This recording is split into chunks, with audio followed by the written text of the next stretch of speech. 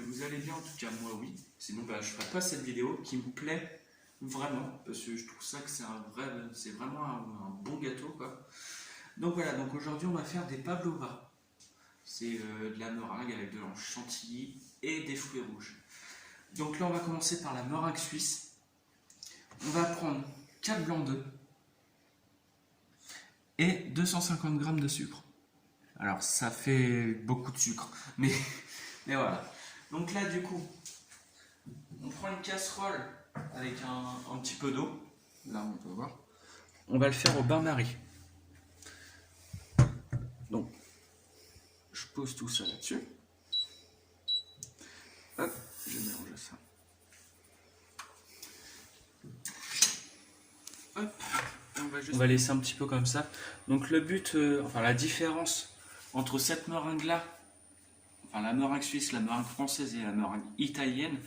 La meringue italienne, du coup, vous allez voir un petit peu plus tard, il va y avoir une vidéo, c'est la tarte citron meringuée qu'on a fait avec une meringue italienne.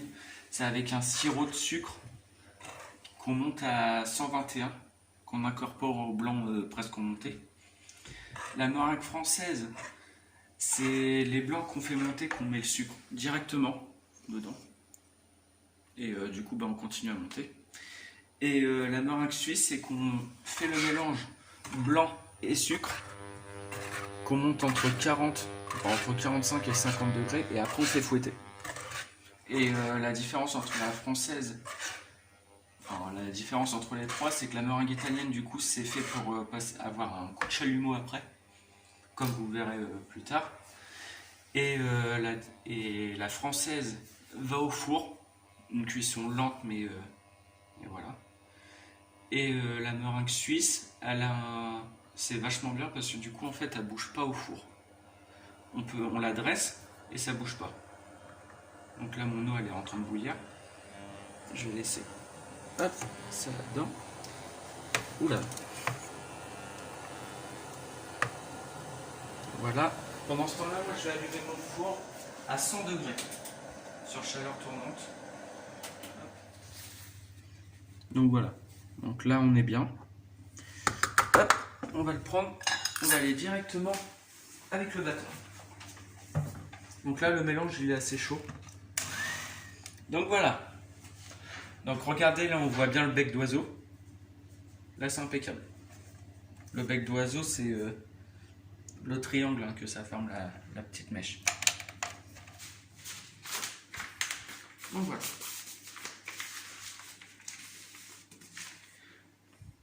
On prend une douille unie. Unie, c'est juste un rond. Et on vient partir comme ça. Là, je vous montre l'original.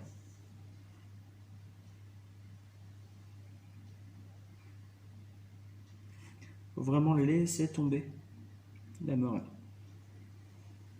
Vous verrez, ça va suivre le cercle. Voilà. Alors, je sais que ça fait mastoc, hein, mais ça bouge pas la cuisson. Vous verrez. Moi, je vais faire 2 socles pour boucher les pavlovas. Voilà. Donc, pour faire la revisite, c'est facile. Alors, vous faites des barres.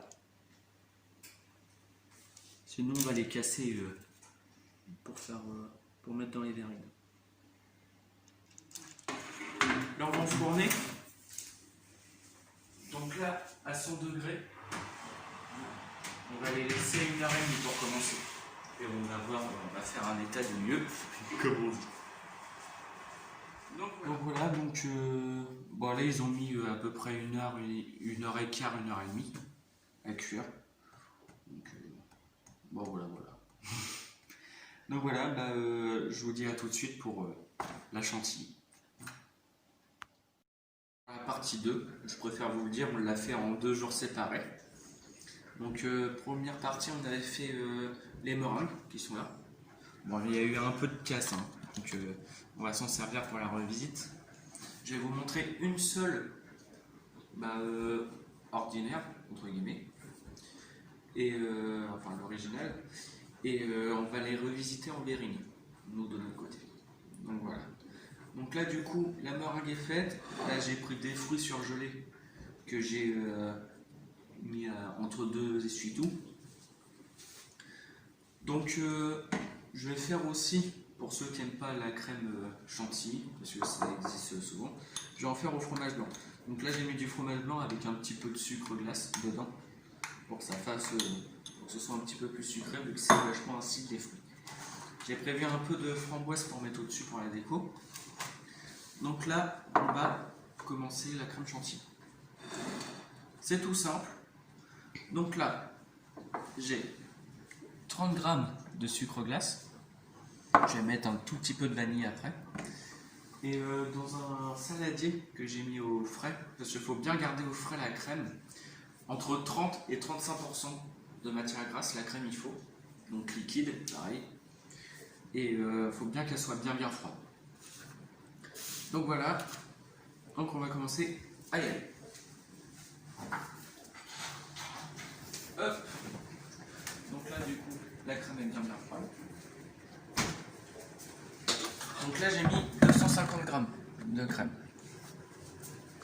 Donc vous voyez que ça mousse bien comme ça. On met le sucre tout de suite. Hop, sucre, un petit peu de vanille.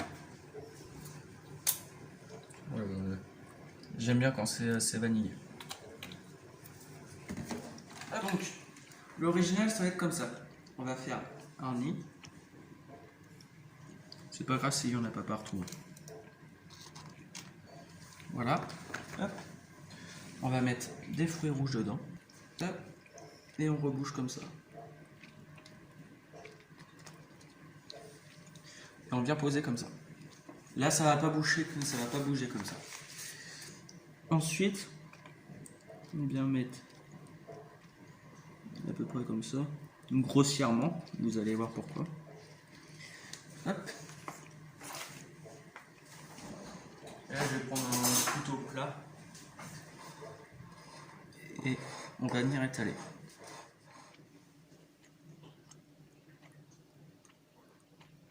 Voilà. On va partir comme ça. On va mettre un petit peu de fruits rouges. On va prendre les petits bâtonnets qu'on avait fait l'autre jour. On va émietter ça.